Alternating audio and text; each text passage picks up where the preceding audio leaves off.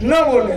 એમ જો તમને ખરેખરો આંબેડકરવાદ ખબર નહીં હોય તો કોઈ પણ માણસ તમારા કાનમાં ગમે એ કહી જાય અને તમે માની લો. એટલે જો યુવાનો તમે નહીં વાંચો તો ક્યારે આ સમાજનો ઉદ્ધાર થવાનો નથી. અને બાબા સાહેબે મને સ્પષ્ટ કીધું છે કે તારો ઉદ્ધારક તું પોતે છે. તારો ઉદ્ધાર કરવા માટે કોઈ નહીં આવે.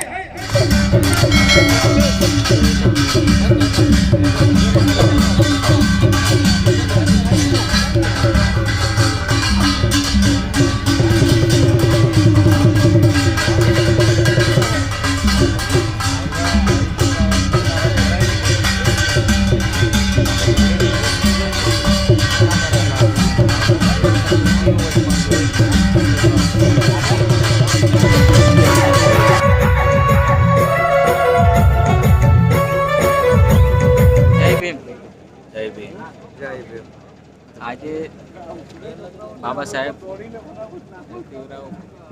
જ્યોતિરાવભાઈ ફૂલે જન્મદિવસ નિમિત્તે સંવિધાન ડાયરાનું આયોજન કરેલ છે. એમાં અમે ડાયરાનો લાભ લેવા આવેલા છે.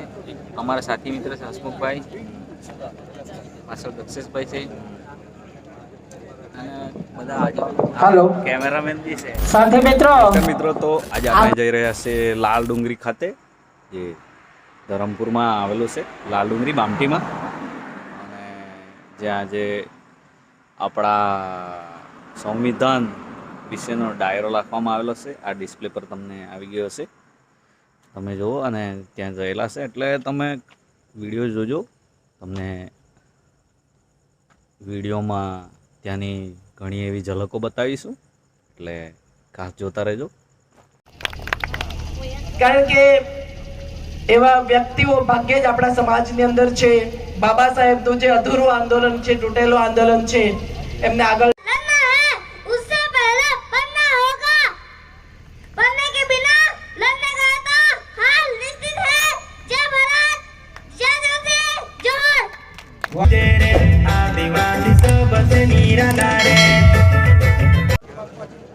જય ભીમ. જય ભીમ. આજે બાબા સાહેબ જ્યોતિરાવભાઈ ફૂલે જન્મદિવસ નિમિત્તે સંવિધાન ડાયરાનું આયોજન કરેલ છે. એમાં અમે ડાયરાનો લાભ લેવા આવેલા છે. અમારા સાથી મિત્ર હસમુખભાઈ, પાછળ દક્ષેશભાઈ છે અને બધા હાલો કેમેરામેન બી છે. સાથે મિત્રો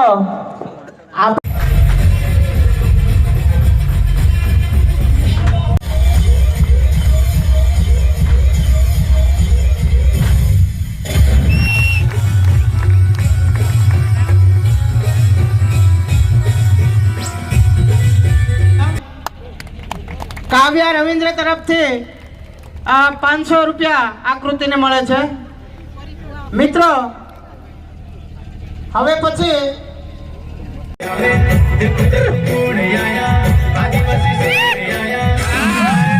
एक बिरसा मुंडा जैसे महापुरुष, इन्होंने अगर हमारे हक और अधिकार की लड़ाई लड़ी नहीं होती तो आज हम जिस हालत में पहुंचे हैं वो पहुंचे नहीं होते.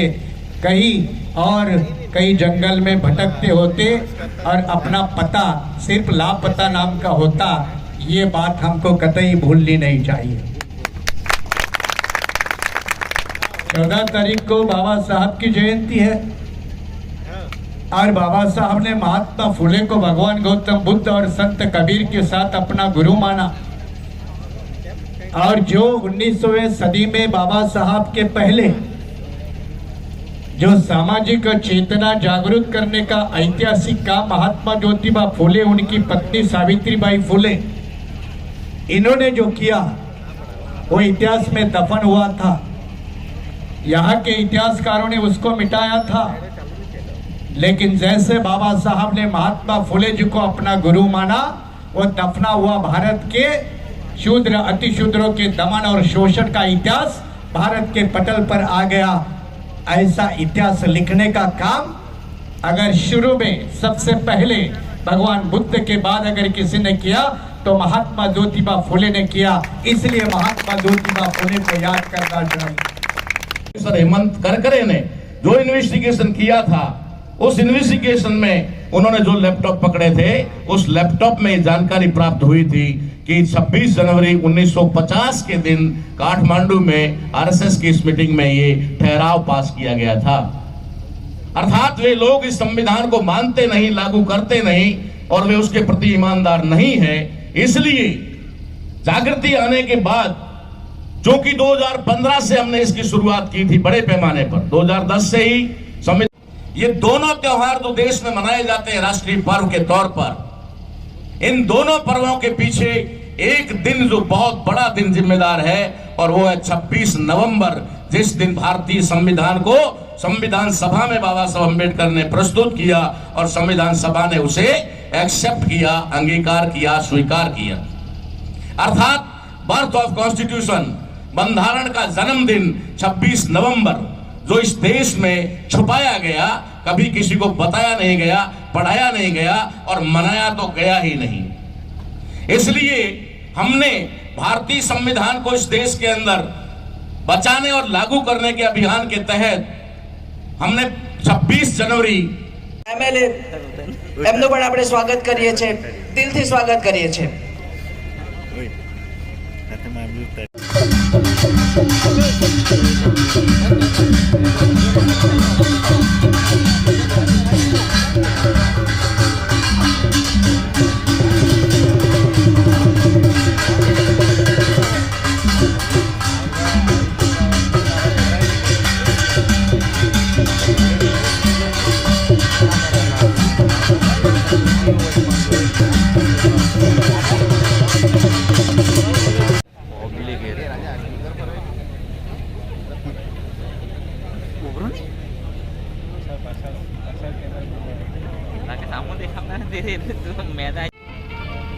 આ ધરતી આંબેડકરવાદ ને સમજવા માટે તૈયાર થઈ છે। મારું એવું માનવું છે કે આંબેડકરવાદ સમજતા પહેલા જે લોકો નારીવાદને નથી સમજી શકે ને ક્યારે આંબેડકરવાદ ન સમજી શકે, ક્યારે આંબેડકરવાદ ન સમજી શકે। આજ આ મહિલાઓની હાજરી બાકી હાજરી હું જોઉં છું, ક્યાંક ક્યાંક દેખાય છે, ક્યાંક ક્યાંક આમ ઓછી ઓછી હાજરી દેખાય છે। અને એટલે જ્યાં સુધી તમે નારીવાદને ન સમજો ત્યાં સુધી આંબેડકરવાદ ન સમજો, એ મારું અંગત માનવું છે। માનવું નહીં પણ હકીકતો છે, કેમ કે જો મહિલા જાગૃત નહીં હોય તો પુરુષ વર્ગ ગમે એટલો જાગૃત હોય તમારા ધારેલા પરિણામ નહીં આપી શકે, એમાં કોઈ શંકાને સ્થાન નથી। આ બધા અને હું મારી ઘરની કેમ વાત કરું છું, ડોક્ટર બાબા સાહેબ આંબેડકરે સૌથી વધુ કદાચ ને ભાર મૂક્યો હોય તો મહિલા શિક્ષણ ઉપર। અને આ સમાજ ગમે એટલો ભેગો થઈ જાય, એને તમે ભીડ કહી શકો, એને શું કહી શકીએ આપણે, ભીડ કહી શકીએ। પણ જ્યારે એક હેતુ માટે, એક લક્ષ્ય માટે અને સંગઠિત જે પ્રયાસ થતો હોય એને તમે વિચારધારા કહી શકો। બાકી ભીડ તો આપણે ભેગી કરી લેવું છે, ભીડ તો ભેગી કરી લેશું, ભીડ ભેગા કરવાથી કઈ થવાનું છે નહીં। એ તો તમે વિસર્જન ગમે પોસ્ટર મારી દેવો તો ભેગા તો થઈ જાય, ભીડ ભેગી થઈ જાય અને એ અટાણે થઈ રહ્યું છે। પણ જો એના માટે તો ઉતરવું પડે, એ મેદાનમાં ઉતરો, એ મેદાનની અંદર એ લોકોની વચ્ચે જાઓ, એની ભેગો એના ભેગા એક વખત પાસે બેસીને એના થાળીમાં બે બટકા ભેગા સાથે જમો તો તમને એની ખબર પડશે કે ઘરમાં ચિંતા શું છે। તમે એના આંદોલન કરો તો તમને અંદાજ નહીં આવે, એના માટે તો તમારે એમાં ઉતરવું પડે। કૂવામાં પાણી કેટલું ઊંડું છે ને એ તમે કાંઠે બેસીને અંદાજ મારી શકો, કૂવામાં પાણી કેટલું ઊંડું છે એ તમે કાંઠે બેસીને અંદાજા ના મારી શકો। એના માટે એ કૂવામાં ઉતરવું પડે તો ખબર પડે કે આ પાણીનું ઊંડાણ કેટલું છે। હવે પાણીમાં ઉતરવા માટે તમને ખબર હોવી જોઈએ કે એમાં કોઈ જીવજંતુ છે, એમાં કેવું છે, મીઠું, ખારું, હા તે ડોળું નહીં। પણ કે તું 1 મિનિટ ઊભો રહે એમ કરીને ઘરમાં જાય છે ને કિંમતી પથ્થર લઈ આવ્યો. એ કિંમતી પથ્થર દીકરાના હાથમાં મૂક્યો ને એમ કીધું કે તારે આને અહીંયા જે બાજુમાં બકાલા માર્કેટ ભરાતી હોય, શાક માર્કેટ ભરાતી હોય ત્યાં જવાનું છે અને આમાં હાથ રાખીને ઉભવાનું છે. કોઈ તમે પૂછે કે આ તારે વેચવો છે તો તારે હા કહેવાનું છે. અને તને પૂછે કે આને કેટલી કિંમત છે તો તારે બોલવાનું નથી, તારે 2 આંગળી ઊંચી કરવાની છે. બસ એટલું તારે કરવાનું છે. એટલે એ દીકરો એ પથ્થર લઈ અને બાજુની શાક માર્કેટ બકાલા માર્કેટ ભરાતી હોય ત્યાં જઈને ઊભે છે. હાથમાં એક પથ્થર છે. બધા જોઈ નીકળી જાય છે, જોઈ નીકળી જાય છે. એક વૃદ્ધ માતા એની પાસે આવીને કહે છે, દીકરા તારો પથ્થર છે? તો કે હા. તો કે તારે વેચવો છે? તો કે હા. તો કે કેટલામાં વેચવો છે? તો 2 આંગળી ઊંચી કરી. તો કે 20 રૂપિયામાં. એટલે દીકરો અચરજ પામી ગયો, આ પથ્થરના 20 રૂપિયા દેશે આ? પછી દોડીને પાછો પપ્પા એના પિતા પાસે આવીને કહે છે કે હું ગયો તો ને આણે મને 20 રૂપિયા કીધા. તો કે હવે તારે ત્યાં નથી જવાનું, આ પથ્થર લઈ અને તારે મ્યુઝિયમમાં જવાનું છે. પછી એ પથ્થર લઈ એ બાળક મ્યુઝિયમમાં જાય છે. હજી મ્યુઝિયમના પગથિયા ચડ્યો ને પથ્થર જોયો તો મ્યુઝિયમનો મેનેજર જોઈ ગયો, નજીક આવ્યો. દીકરા આ પથ્થર તારો છે? તો કે હા. તારે વેચવો છે? તો કે હા. તો કે કેટલામાં વેચવો છે? તો 2 આંગળી ઊંચી કરી. તો કે 200 રૂપિયામાં. 200 રૂપિયામાં વેચવો છે? વળી પાછી બાળક ઘરે આવી ગયો કે મને તમે 200 રૂપિયા દઈ છે, દઈ દઉં? તો કે નહીં, હજી તારે એક જગ્યાએ જવાનું છે કે બાજુમાં એક પથ્થરની મોટી દુકાન છે, શોરૂમ છે, જ્યાં કિંમતી પથ્થરો છે, ત્યાં આ પથ્થર લઈને તારે જવાનું છે. એ બાળક એ પથ્થર લઈ અને એ શોરૂમમાં ગયો, એ બરોબર દુકાનમાં ગયો અને હજી તો હાથ ખોલીને 2 ડગલા ચડ્યો ને તો શોરૂમનો માલિક દોડીને આવ્યો અને એ બાળકને પકડી લીધો. 80 વર્ષથી આ પથ્થર શોધું છું, આજ મને જોવા મળ્યો. આ ક્યાં હતો? આ તારો છે? તારે વેચવો છે? તો કે હા. તો કે કેટલામાં વેચવો છે? ફરી 2 આંગળી ઊંચી કરી અને દુકાનના માલિકે કીધું 2 લાખ રૂપિયા. કે 2 લાખ રૂપિયામાં વેચવો છે તારે આ? હવે આ વાતનું તાત્પર્ય શું છે કે તમે તમારી જાતને ક્યાં મૂકો છો એના ઉપર તમારી કિંમત થાય. જો તમે બકાલા માર્કેટમાં ઉભશો તો એવી કિંમત થશે, તમે મ્યુઝિયમમાં ઉભશો તો એવી કિંમત થશે, પણ કોઈ જાણકાર માણસની નજીક બેઠા હશો તો તમારી એવી કિંમત થશે. રાજકારણીના મત માટે તમારી કિંમતો થશે, સામાજિક કાર્યકર્તાના તમારા ઉત્થાન માટે તમારી કિંમત થશે. અને જ્યારે તમારું સ્વાભિમાન જાગશે ને ત્યારે આંબેડકરવાદી થવાશે. બાકી બધી વાતો આમાં કોઈ શંકાને સ્થાન નથી. આ મારી વાત થોડી છે, આ હું મારી વાત કરતો નથી કરવી અને મારે આ કેવું ન જોઈએ, પણ હકીકતો વાસ્તવિકતાઓ એ છે. હકીકતો ને વાસ્તવિકતાઓ આ છે.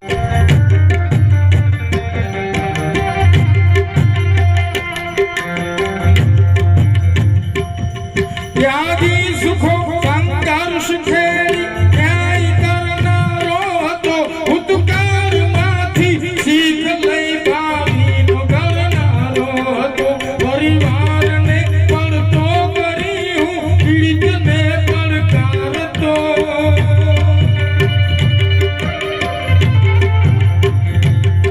પરિવારને પડતો કરી હું પીડિતને પડકારતો.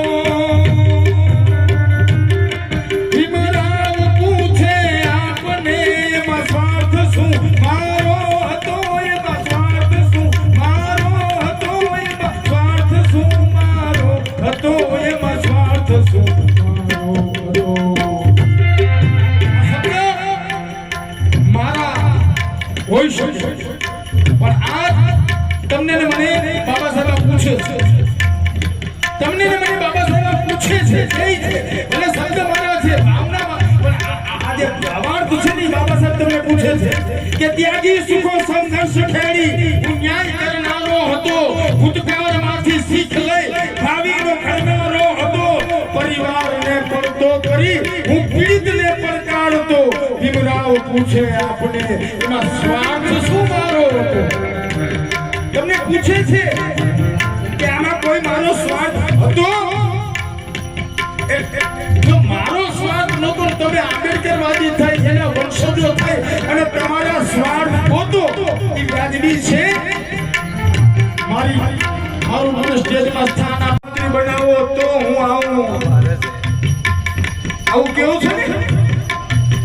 આવું કહે છે ને બધા આ યુવાનો જે જાતા હોય સમાજના કામ કરવા માટે, તો કે આમાં મારું નામ તો નથી એ તારું નામ કૂપનમાં છે ને રાશન કાર્ડમાં એ ઘણું છે કે ત્યાંથી નીકાળી તો અમારું હાલતું નથી બાકી તો રાશન કાર્ડમાંથી ને તારું નામ કાઢી નાખ્યું બાબા સાહેબ કહે છે કે મેં મારો સ્વાર્થ જોયો નથી અને તું તારા સ્વાર્થ ગોતે છે તારા સ્વાર્થ અને એ બાબા સાહેબ આ તમામ મહિલાઓને કહે છે તમામ મહિલાઓને કહે છે બાબા સાહેબ શું કહે છે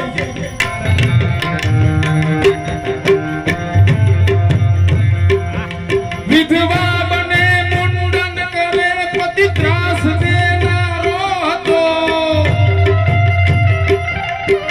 પિતાની આ સંપત્તિમાં ભાગ શું તારો હતો એમાં ભાગ શું તારો હતો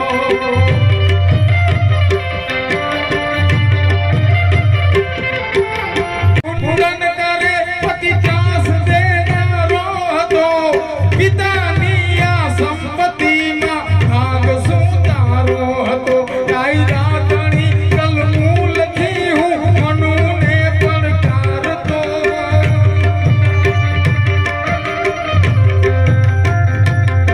કાયદા તણી કલમું લખી હું મનુને પડકારતો વિમલા પૂછે આપને એમાં સ્વાર્થ શું મારો હતો એમાં સ્વાર્થ શું મારો હતો એમાં સ્વાર્થ શું વિચારી ન હોય બાકી તમને તો કોઈ ઉપકાર નથી દેતું અને એવડી તાકાતથી આ મહિલાઓને બેઠી કરી છે કેના માટે એમાં બાબા સાહેબનો કોઈ સ્વાર્થ હતો નહોતો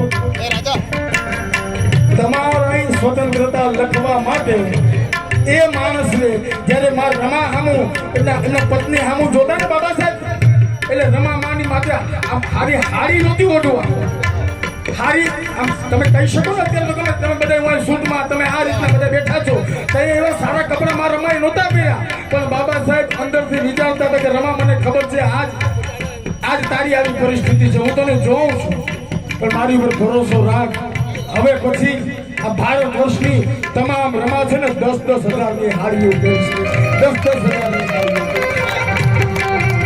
કેવડી તાકાત કેવું મનોમંથન અને તમે શું કર્યું જય ભીમ ખાલી નીકળી જાવું જય ભીમ કહીને आंबेडकर बाद में तो समझ रहे हैं उसे तुम मानने के लिए तैयार हैं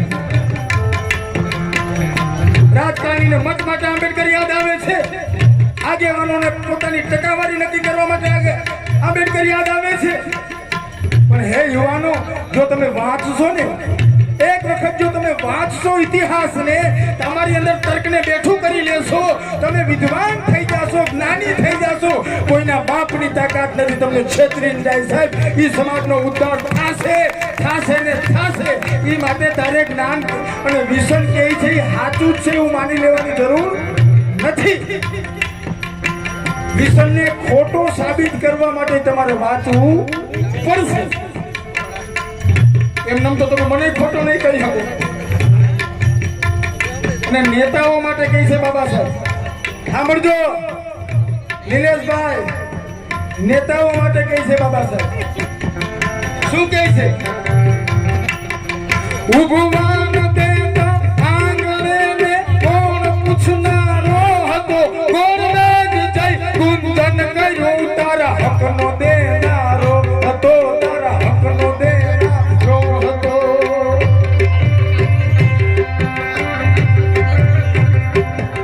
ઉભવાન દેતા આંગણે ને કોણ પૂછનારો હતો કોણ જય ગુંજન કરી તારા હકનો દેનારો હતો મંત્રી બન્યો સાંસદ બન્યો એમાં સહારો કોનો હતો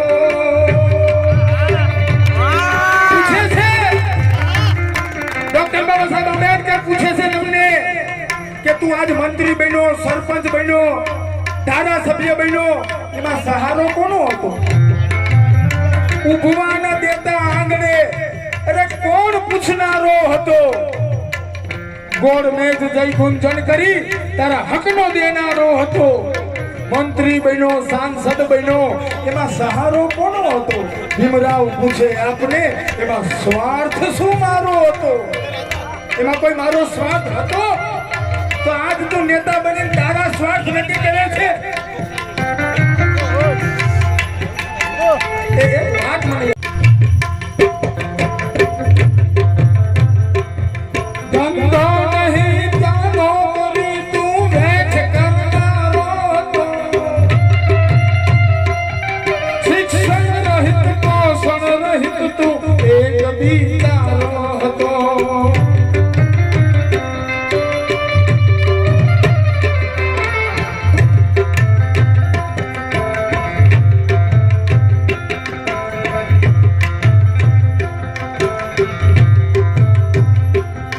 ધંધો નહીં ચાલો કરી તું વેઠ કરનારો હતો.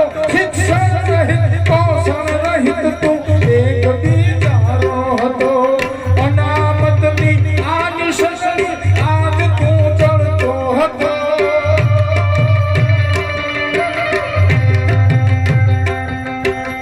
અનામતની આજ શશડી આજ તું ચડતો હતો.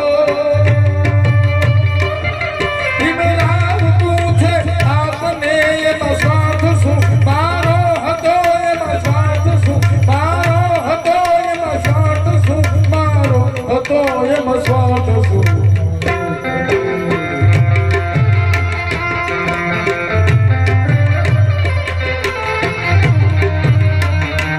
જો કદાચ ને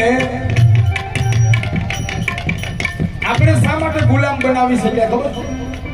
કેમ કે આપણે ભણવાનો અધિકાર નહોતો. 5000 વર્ષથી જેને ભણવાનો અધિકાર નહોતો, માત્ર 70 વર્ષ આને અધિકાર આપ્યો તો હાજા ગગડી ગયા એના કે આને રોકો, આને રોકો, આને રોકો.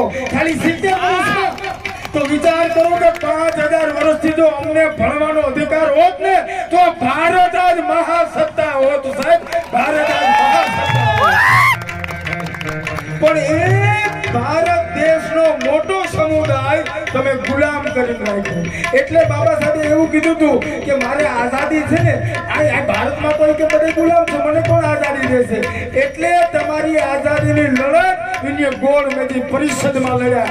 કે એને ખબર હતી કે મારી આઝાદી મને ન્યાથી મળશે. આ તો બધાય ગુલામ છે અને જે પોતે જ ગુલામ હોય બીજાને કઈ રીતે આઝાદ કરી શકે? એટલે વિદેશની ધરતીમાંથી તમારી આઝાદી બચાવી. માટે આ તમામ મહાપુરુષોએ સમયે સમયે આ સમાજો માટે ઘણું કર્યું છે. સમયે સમયે આવ્યું કે સૌથી તેજસ્વી વિદ્યાર્થી કોણ એનું નામ એને જાહેર કરવાનું થયું તો સૌથી પહેલું નામ આવ્યું હતું ડોક્ટર બાબા સાહેબ આંબેડકર.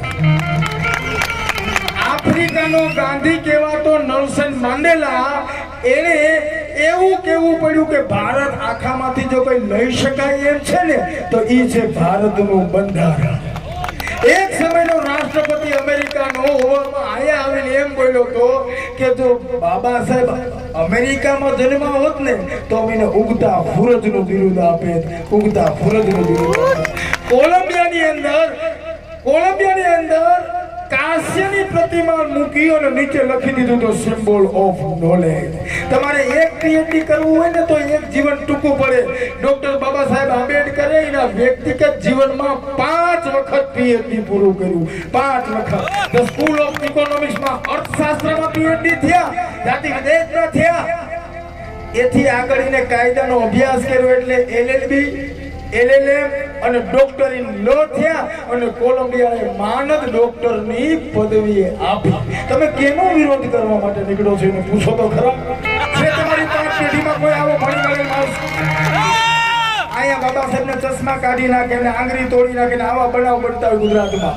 અરે કડી ખાધા તારી 5 પેઢી નથી પૂગી ને ત્યાં જવા હતું તારે વિઝા જોઈએ. વિઝા હોય તો જવાય. હવે એ તને વિઝા આપે કેમ કે તું તો 376 નો અપરાધી હોય અને વિઝા મળે ક્યાંથી? વ્યક્તિગત તારી આવી છાપ. આ હું શા માટે કહું છું કે તમે ક્યાં મહામાનવના અનુયાયી છો?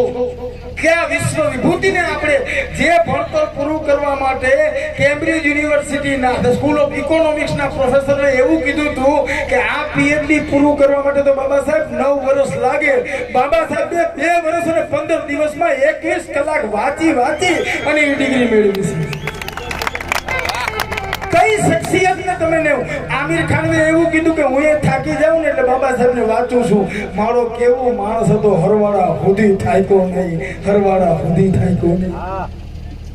બિરસા મુંડા ની જ્યારે મારે વાત થાય છે કે જ્યારે એ કઈ રીતે મૃત્યુ થયું બીજા નંબરની વાત છે, એ એક વિવાદાસ્પદ વાત છે, પણ એને એવું કહેવામાં આવ્યું ને કે તારી છેલ્લી ઈચ્છા શું છે?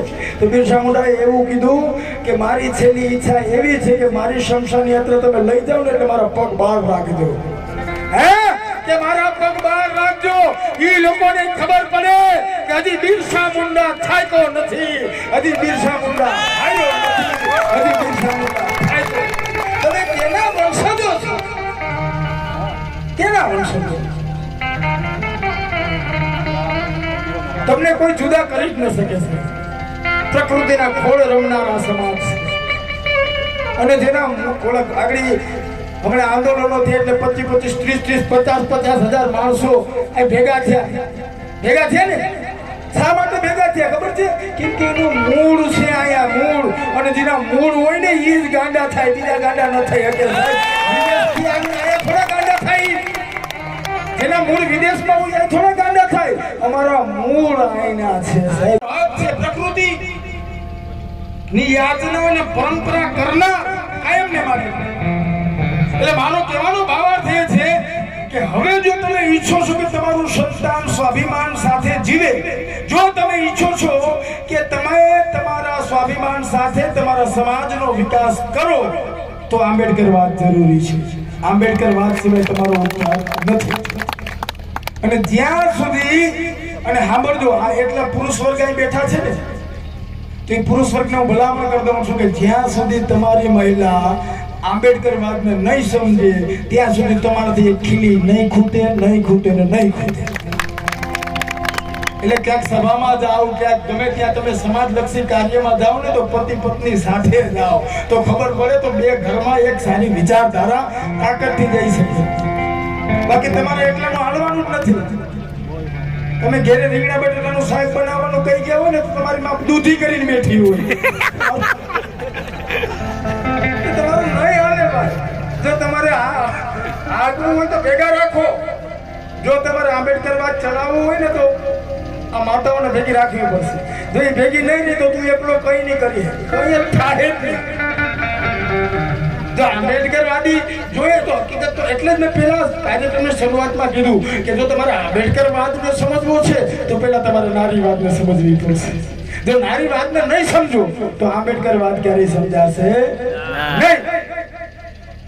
હવે આમ મૂળ વાત આ છે, બસ ખબર કઈ નથી, નીકળી જવું છે જય ભીમ જય ભીમ જય ભીમ કરી તો ક્યાંથી થાય? વાંચવું પડે. એ લીલું કપડું નાખ્યું, એ પાઘડી વાળી, એ લીલું ટીલું તાણ્યું, જય ભીમ એમ ન થાય. તારે વાંચવું પડે, સમજવું પડે, જાણવું પડે.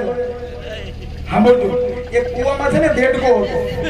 આ બધી વાર્તા તમે ભણવામાં આવતી, મને ભણવામાં આવી હતી, પણ હું પછી મને શિક્ષક ભણાવતો ને પછી હું ભણતો. બાકી ખાલી ભણાવીને ભાગી જાય તો ન થાય, ભેગું ભણવું પડે. એટલે એક કુવામાં દેડકો હતો. હવે દેડકો એ કુવામાં રાખ્યો, એની એસી ગાડી, BMW બધું, એને કઈ ઘટે જ નહીં. 2 BHK ને 3 BHK ને 50 વીઘા જમીન ને એકર ને એ દેડકાને કઈ ઘટે જ નહીં. એના કુવામાં સુરક્ષિત આનંદ, એના કુવામાં દેડકો બેઠો છે. એમાં એક માણસે બરોબર કુવાની અંદર હતો તો ઓલો બગલો હોય ને, બગલાએ આવીને કીધું કે ધરમપુર તો જો કેવડો મોટો કાર્યક્રમ થાય છે. જો તો ખરા કેવડો મોટો બાબા સાહેબનો કાર્યક્રમ છે, આ પરંપરાનું સિંચન થાય છે. તેને ખબર છે કઈ ઓલો વિસન છે ને, વિસન કાથડ કરીને કોઈ સાહિત્યકાર છે, ઈ આવ્યો છે, તારે જાવું નથી તો દેડકો શું કઈ ખબર કે ઈને શું ખબર પડે? દેડકો એટલે દેડકી હતી ભેગી. દેડકો એકલો થોડું, દેડકી હોય ને ભેગી. એટલે એને શું ખબર પડે? લે કઈ વાંધો નહીં. પછી એક વખત વાવાઝોડું આવ્યું એટલે આમ પાના પથ્થર ઝાડવાના બધા હલવા માંડ્યા એટલે એક કબૂતરને એવું થયું કે આ નારિયેળીનું પત્તું કૂવામાં પડશે તો દેડકો મરી જશે એટલે દેડકાને બચાવવા માટે કીધું કે હાલ હાલ બહાર આવતો રહ્યો વાવાઝોડું આવ્યું તો મરી જઈશ હાલ હાલ તો એ તો શાંત પાણીમાં સૂતો હતો કે ક્યાં વાવાઝોડું છે અમારે તો કઈ વાવાઝોડું નથી અમે તો શાંતિથી બેઠા છે આમાં કઈ લેવા દેવા નથી પાણી શાંત છે કમ્પ્લીટ બેઠો તો એની BMW માં ક્યાં વાવાઝોડું છે કઈ વાવાઝોડું નથી શાંતિ છે એટલે કે તમારા ઘરની અંદર તમારા ઉપર જ અત્યાચાર થાય તો જ તમને આંબેડકર યાદ આવશે જે ઘટનાઓને બનાવ બને છે કોઈ પણ ની હારે બને તો તારી કોઈ ફરજ નથી આવતી નહીં એની હારે બને ને એના ઘરમાં બને ને તો નીકળી જાય જય ભીમ જય ભીમ જય ભીમ બાકી કોઈ લેવા દેવા નથી નથી દેડકાને લેવા દેવા નથી દેડકીને લેવા દેવા આ હકીકતો છે હિતાતો આમ હિતાય ને તમને ખબર હશે જે પ્રશ્ન આપણે આવડતો હોય અને સાહેબ પૂછે તો આપણે બેન્ચ ઉપર ચડી જાય સાહેબ મને એમ કરીને ઊભા થઈ જાય પણ ન આવડતું તો હિતાઈ જાય કે પૂછી લઈ તો હું હિતાતો પણ શિક્ષકની આંખો ઓળખી જાય કેને નથી આવડતું એટલે મને જોઈ ગયો એ વિસન ઊભો થાય બોલ 1857 ના વિપ્લવના કારણો બોલ મને નહોતા આવડતા તે ઘડી હું નીચે જોઉં ઉપર જોઉં આજુબાજુમાં જોઉં પણ ધ્યાન ન પડે પાછું બીજું બોલ 1857 ના વિપ્લવના કારણો બોલ તો મારી પાછળ મારો એક મિત્ર પ્રદીપ બેઠો તો એ ધીમે ધીમે કહી દે કે ગાંધીજી કહી દે ગાંધીજી આપણે કઈ ખબર તો હતી નહીં મેં કહી દીધું ગાંધીજી કહી દીધું તા તો ઓલો શિક્ષક ઊભો થઈ ગયો મારી પાસે મને બે ઝાપડ મારી લીધી કે આ તારો ડોહો ગાંધીજી હું કરતો 1857 માં આવું કીધું એટલે આ તમને એવું થતું હશે કે વિસન હું આવી વાતો કરે પણ આ વાતનો મૂળ ઈ છે કે જો મને ખબર હોત કે 1857 ના વિપ્લવના કારણો શું છે તો હું ગાંધી બોલે ન બોલે એમ જો તમને ખરેખરો આંબેડકરવાદ ખબર નહીં હોય તો કોઈ પણ માણસ તમારા કાનમાં ગમે એ કહી જાહે અને તમે માની લો